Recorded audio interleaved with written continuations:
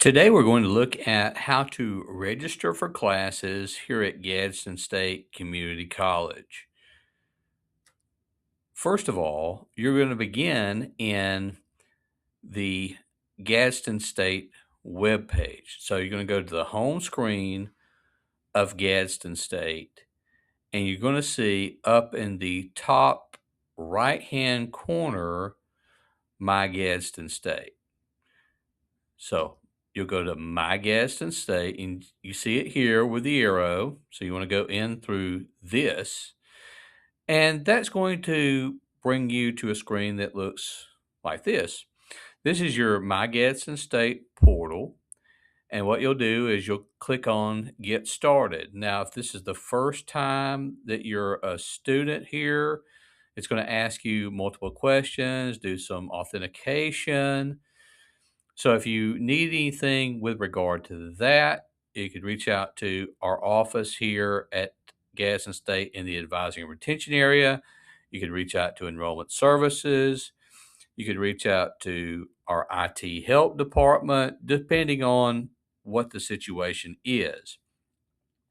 But once you have gone in and logged in with your credentials being your A number at Gadsden State, no, at alabama.edu, excuse me. We've changed that. So your A number at alabama.edu and your password, you're going to come to a screen that looks like this. We'll call this the GSCC dashboard. Okay, and this dashboard is going to give you a myriad of information.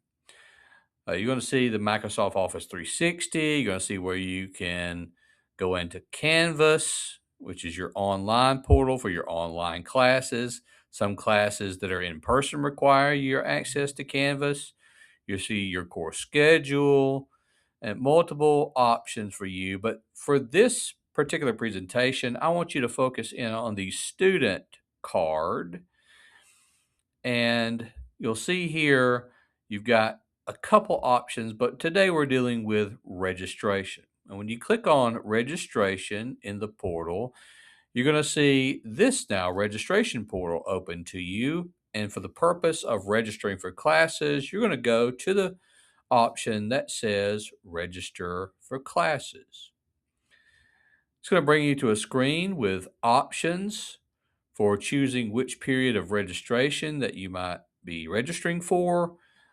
If nothing appears, you want to hit that little drop down arrow and you'll have multiple options then, and choose the option for which you are registering. So if your intention is to register for fall of 26, register for that term by choosing that term. Once you are into that term, you're going to see a screen that looks like this. Now, this student is already registered for Orientation 101. And if you're in your first semester of college, I would implore you, if at all possible, to register for Orientation 101. How you register is done in multiple different ways. First of all, you can go to the subject line and type in what you are trying to register for. In this case, we're going to look at English. So you could type the word English, and as you're typing, it's going to populate. You can either type the word English or ENG, which is the shortened version that you'll see on your course descriptions. And you can type in that and then choose English. Now, if you just hit search right here, it's going to show you every English offering that we have here at Gadsden State. So what you want to do is the next step. You want to also add the course number that's associated with the course you're wishing to register for. So English 101 in the course number, and then you see it's going to give you all of our English 101 courses that we are offering in that term. Now you want to pay attention to what campus. Notice we're going to have multiple campuses listed, whether it be Wallace Drive, our Ayers campus, our Cherokee campus, Valley Street, or online. So in that case, it would be just strictly an online course, not located in any certain place. So you have multiple options for which to choose. But once you have chosen an option, you're going to go outside or beside that class over to the right-hand side, and you're going to click Add. So when you click Add, you're going to see that it now populates in a box on the right-hand bottom corner. And to make sure you finalize this registration, you want to hit the Submit button. Now you see, once the Submit button has been hit, you see both of those classes are now registered there. It says registered status in green. So that means you're good to go. You're registered for that class. If you somehow maybe made a mistake and you say, oh, maybe this section will work better, this class, this time, what you can do is you can go out beside the class that you have chosen that you no longer want to choose, and you hit the little drop down arrow and you'll see the option for web drop course. You'll select that.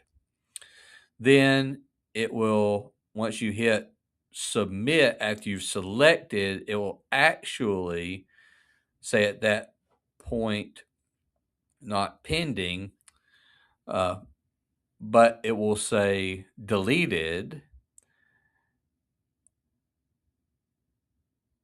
after you hit submit. And then what you want to do is you want to hit delete again so that that course has gone.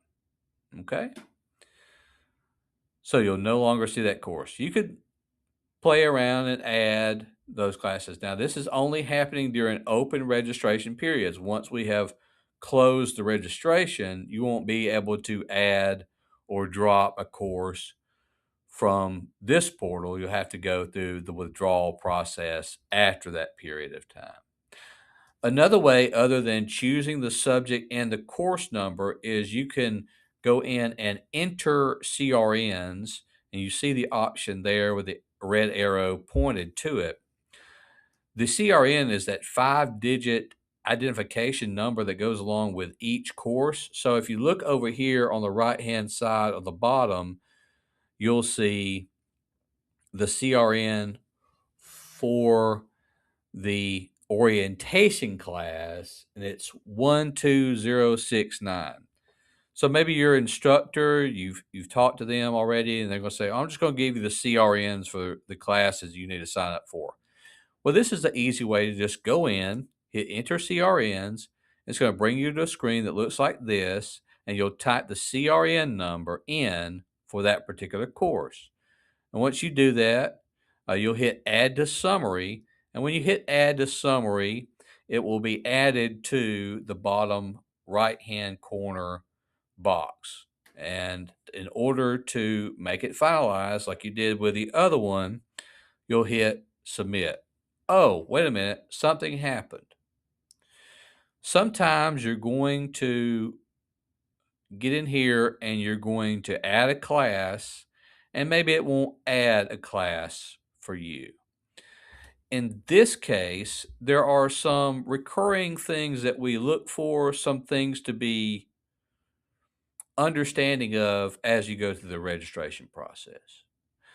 So in this particular case, this student was going to sign up for a Math 112.